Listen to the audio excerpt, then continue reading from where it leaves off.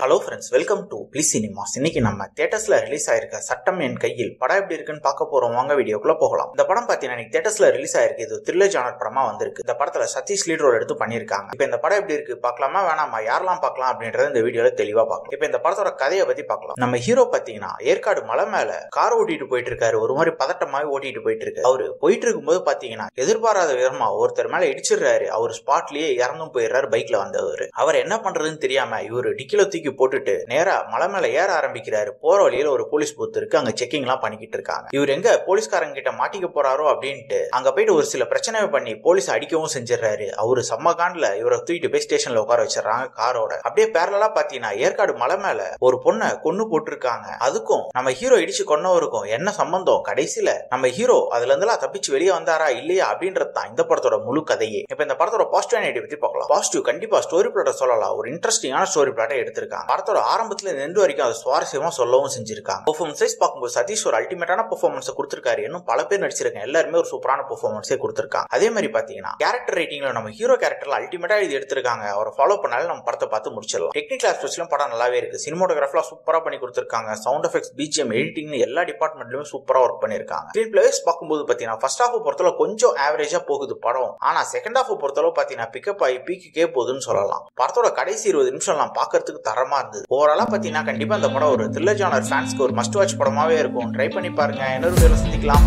Thank you.